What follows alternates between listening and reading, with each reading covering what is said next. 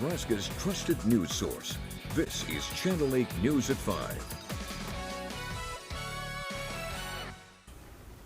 Coming up tonight, Lincoln Calling is back this year, but with a few changes to keep everyone safe. Plus the latest on the crisis at the U.S. southern border. But first, I would urge the unicameral in the strongest terms to complete their work this week. a deadline for Nebraska lawmakers is quickly approaching. Good evening, everyone, and thank you for joining us. I'm Megan Conway. Rod has the night off.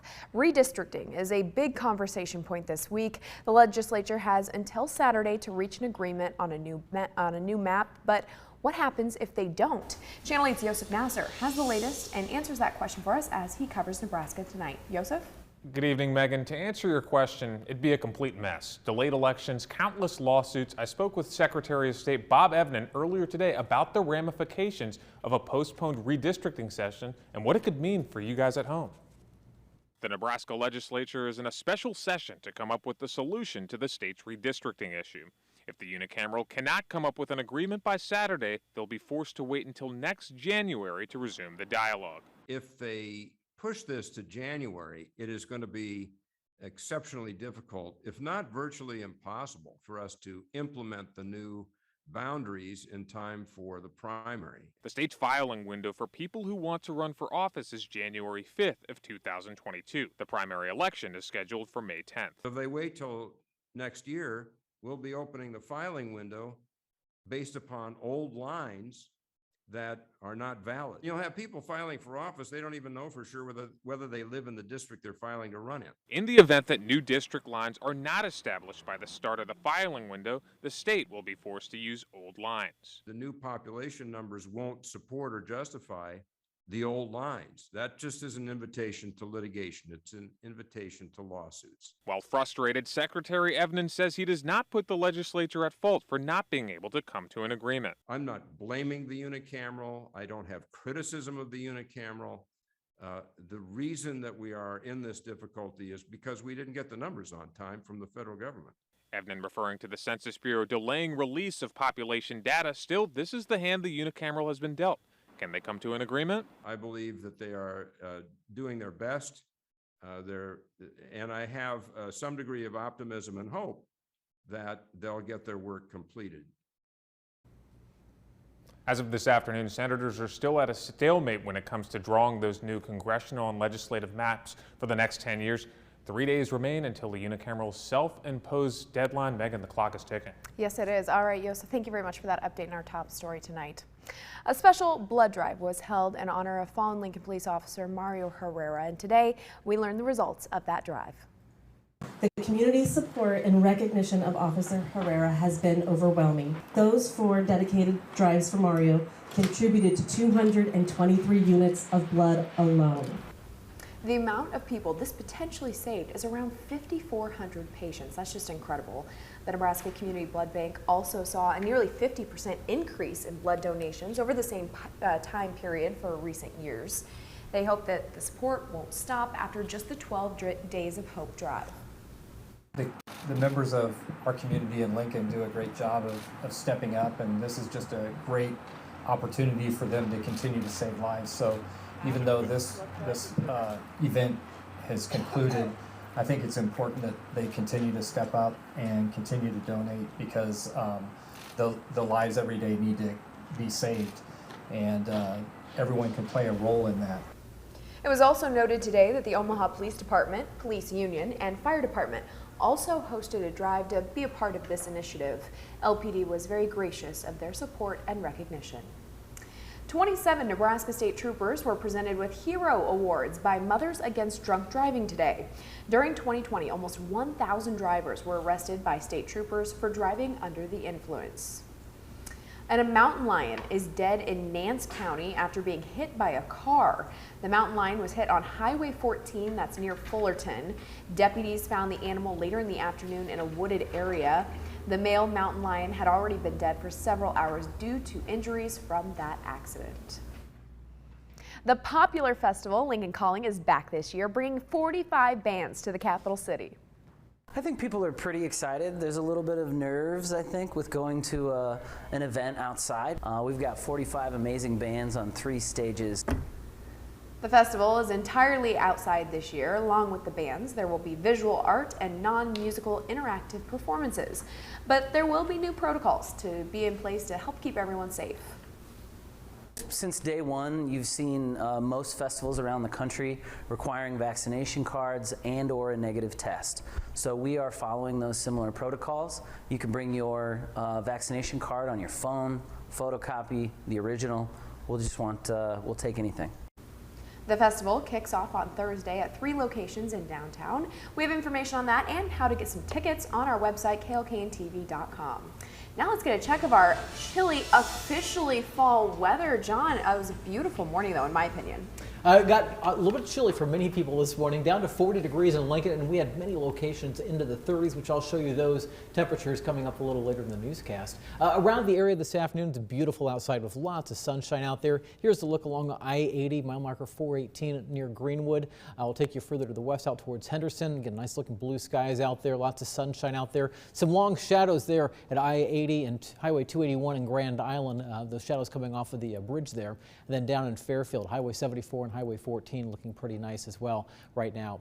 73 degrees is our current temperature in Lincoln. We hit a 74 is our high temperature today. It's 76 in Hebron, 75 in Fairbury, so low to mid 70s throughout the area. And we've got nice dry conditions as well, as the dew points are down into the 30s and 40s. And around the state, really no warm air. I mean, it is in the low 80s, but it's not terribly warm out there. Not much to speak of over the state. The skies are clear, really not only through the state, but through much of the central United States. Area of low pressure off to the east bringing rain to Indiana, Ohio, and into portions of Canada, and not much back out to the west. For the rest of this evening, clear skies, 73 by 6, dropping quickly by 8, 64 degrees, 58 by 10. Guess what? We're dropping down below 50 degrees again tonight. We'll tell you how cool it gets tonight, and more so how chilly tomorrow morning, coming up in just a few minutes in my Storm Alert Team forecast. All right, thank you very much, John. To national news now. The man who live streamed himself threatening to blow up the Library of Congress last month has been found competent to stand trial. Floyd Roseberry was under a month-long psychological observation period. He now faces charges of threatening to use a weapon of mass destruction and attempting to use an explosive device. He pleaded not guilty. And in Texas, the surge of migrants at the border are being deported in masses and camping out under a bridge on the Rio Grande. ABC's Alex Perche has more. Today, the Biden administration meeting with 9 members of the Congressional Black Caucus at the White House to discuss the ongoing crisis in Del Rio. Let me just say, we were not bashful. We put out a set of demands. The president remains committed to putting in place a humane and orderly immigration system that includes an established and efficient process for applying for asylum. But he's drawn criticism over these images, such as this one that appears to show a Border Patrol agent as he snaps his horse's reins in the direction of a migrant. Homeland Security Secretary Alejandro Mayorkas tweeting overnight that those mounted agents have been placed on administrative duties as an investigation is underway. Roughly 6,750 migrants, many of them Haitian, remain under that Del Rio bridge waiting to be processed. People are sleeping on the dirt in a makeshift shelter. It's a terrifying situation. Thousands have already been sent back to their home countries. The White House using a Trump-era rule known as Title 42 that allows authorities to turn back migrants because of the surge in COVID cases in the U.S. A source telling ABC News the U.S. will ramp up to 7 daily flights to Haiti starting today. On Capitol Hill, top Democrats, usually in lockstep with the president, are now calling for a change in his policy. I urge President Biden and Secretary Mayorkas to immediately put a stop to these expulsions. While Republican senators grilled his administration over its handling of the situation. How many people have been returned? How many people are being detained? How many people have been dispersed to all points around America? Senator, I would be pleased to provide you with that data. I want them now. Why don't you have that information now? Senator, I want to be accurate. The president of the NAACP is also slamming Biden, saying that America is back, but for who? He, too, is now demanding a meeting with Biden over this crisis at the border. Alex Perche, ABC News, Washington.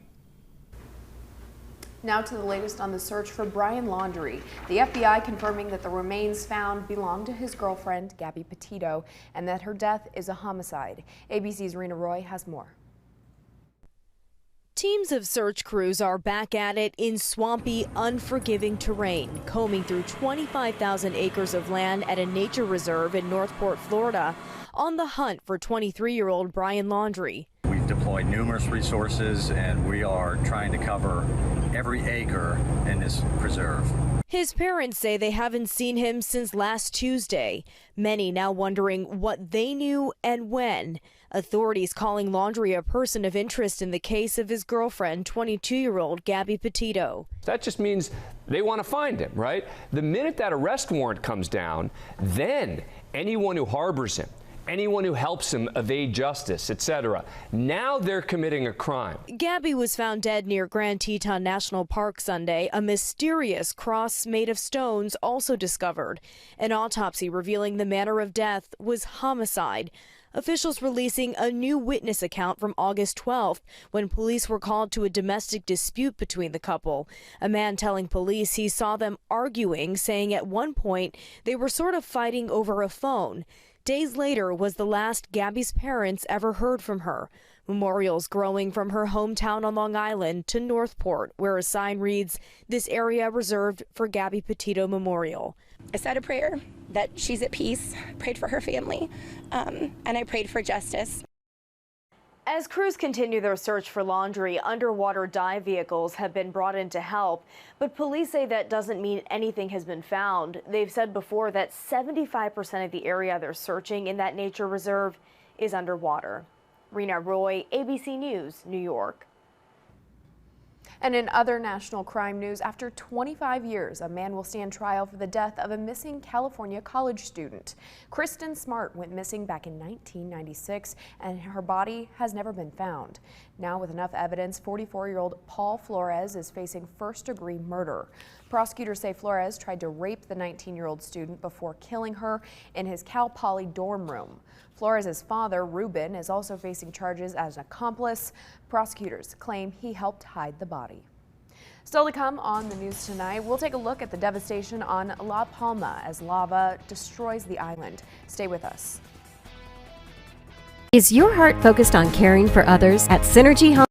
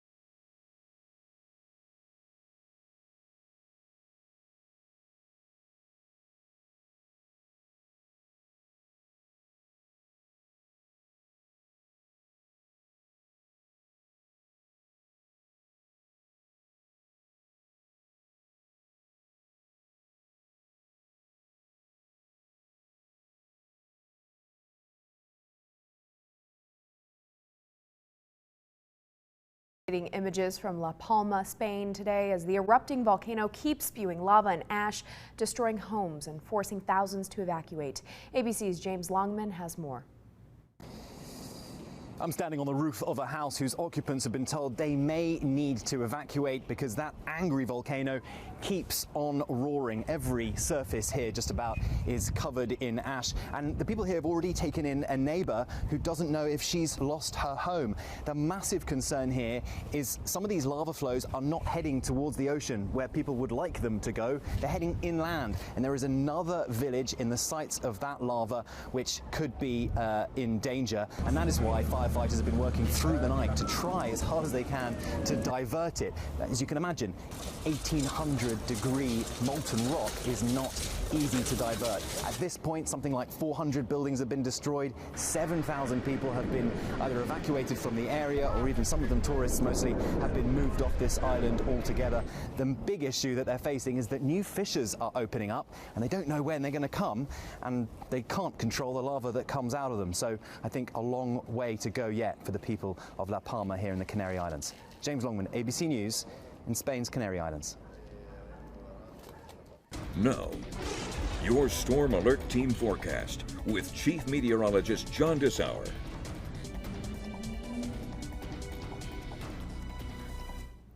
Lots of sunshine throughout the day. I think a pretty nice day all in all. Made up to 74 degrees today in Lincoln, and that's notable because that is the coolest high temperature we have had since May 20th. You got to go back a little over 4 months to find a day with a lower high temperature. Live look for Honda of Lincoln right now. Nearly, no clouds at all in the sky. All we're seeing is just a bit of the sunshine, or the sun beginning to drop. Take a look at dropping temperatures this morning. We made it down to 40 degrees officially in Lincoln, which by the way is the coldest temperature in the capital city at the airport since May 12th, when we dropped to 37 degrees. 38 is what it dropped to in Beatrice, 39 in Hebron, 39 in New York, 38 degrees in Kearney, down to 37 degrees in Columbus. And these are some of the lowest temperatures I could find across the Channel 8 viewing area. Lexington down to 35, Albion, Edison, and Greeley all down to 36, and Minden down to 37 degrees.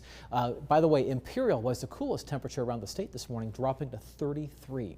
Now, this afternoon, not bad. Again, low to mid 70s is where we are currently at. Warmest location coming in from out in Kearney and Grand Island, where it's currently 76 degrees, and very, very dry air is in place with dew points in the upper 30s to low 40s. Remember, anything under 50 starts to feel uncomfortable, and just about a month ago, we were seeing dew points in the upper 70s to low 80s. And it's not just us, the entire central United States with dry air in place of dew points in the 20s, 30s, and 40s, and even low 50s as you go as far east as Indianapolis and into western Ohio. That's where there are showers at. Otherwise, we were just stuck under high pressure through the central United States with hardly anything going on. It's hard to find even any clouds out there. For the rest of this evening, under clear skies, we'll see our temperatures dropping from the 70s at 6 into the mid 60s by 8 o'clock, upper 50s by 10, and we will keep dropping from there. We'll once again get back down into the low to mid 40s, although not as cool as this morning. I think we dropped to 44 in Lincoln at the airport, 45 in Seward, and 45 in Beatrice. Our cooler locations are likely dropping into the upper 30s by tomorrow morning.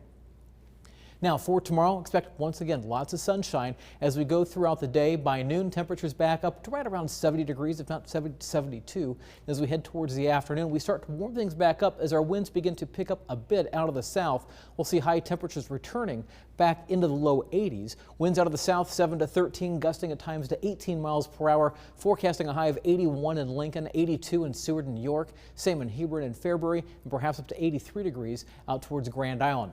Not much in the way of rain coming our way over the next 7 days. One computer model spits out one lowly 1/100th of an inch of precipitation. That comes with a cold front that comes through here Friday. Not so much ahead of the front, probably just behind the front. You'll notice just a couple of isolated showers developing Friday afternoon. I think most of the area does remain dry throughout the day Friday, but again, I can't rule out the chance for a stray shower through the day.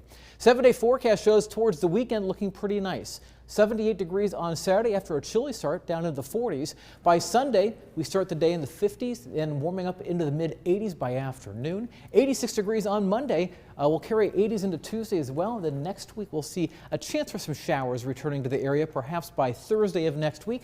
But for October 1st, we're looking for a high right around 70. And for the Huskers' next home game. We'll see temperatures under partly cloudy skies up right around 70 degrees. So it should be a nice October day. I agree. A little dry in the 10-day, but beautiful temperatures. Nothing to complain about. That's right. Thank you very much, John. Now to the fight against COVID. ABC News learning the FDA will likely authorize Pfizer booster shots, but the big question now is who will be eligible. ABC's Morgan Norwood has more.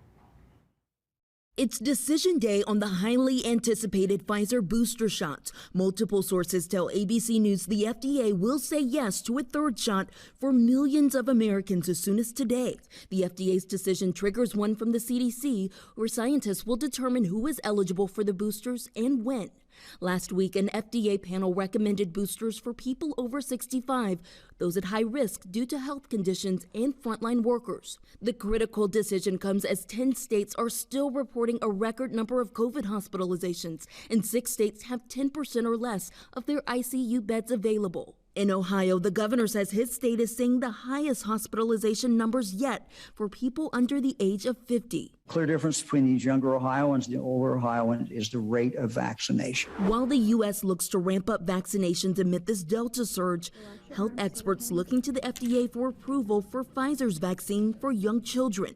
To date, more than 5 million children have been infected with COVID, 225,000 cases just last week. While we have more work to do to increase vaccination among older children, we're hopeful that a vaccine for children ages 5 to 11 will also be authorized soon. Experts say the green light on that could come as early as Halloween. For now, this is an all-hands-on-deck crisis. The mission to get more shots in arms is mounting, following pleas from world leaders to bridge the vaccine gap. The president announcing the U.S. will purchase another 500 million doses of the Pfizer vaccine to share with countries around the world, bringing the total of U.S. vaccination commitment to more than 1.1 billion doses through 2022. We know that we have to act to save lives now. So here's the timeline on these Pfizer booster shots. The FDA could decide today, the CDC by the end of the week. If so, that means we could see shots in arms as soon as Friday. Morgan Norwood, ABC News, Los Angeles. Here's a look at Wall Street now. It was a great day. The Dow gaining 338 points, NASDAQ up 150. Here are your numbers. You're watching Channel 8, Nebraska's trusted news source.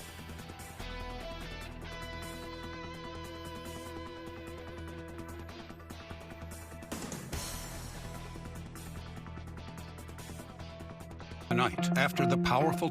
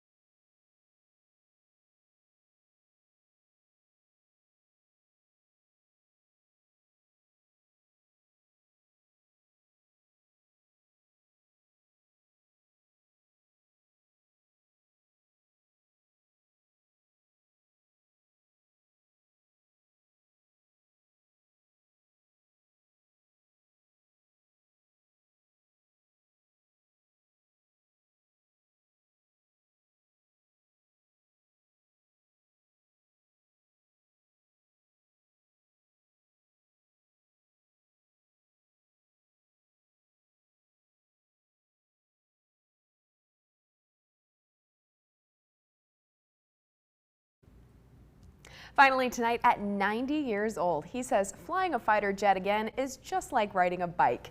Vietnam War veteran Clyde Bridger flew a T-33 fighter jet in Wisconsin this week. It's the same model he flew around 65 years ago. The 90-year-old admits it's not often someone his age gets into the fighter, much less flies it. He even put on a show, performing a 360 overhead approach and a touch-and-go landing. Wow. John, final check of our weather tonight. This evening will be very nice outside. If you're going to be out later this evening, make sure you grab a jacket or at least a sweatshirt. 64 degrees by 8, 58 degrees by 10. Lows once again back into the 40s, although probably not as cold as this morning. Some of our outlying areas may even drop into the upper 30s. Thank you, John, and thank you all so much for joining us. World News Tonight with David Muir is up next, and then we'll see you right back here at 6 o'clock.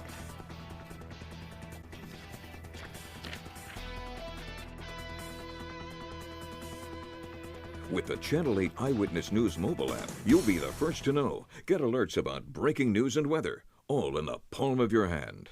We're up before the sun, so we can make breakfast for our friends and family. Hot off the griddle, fresh as can be. At a Closed captioning on Channel 8 Eyewitness News is brought to you by Chris.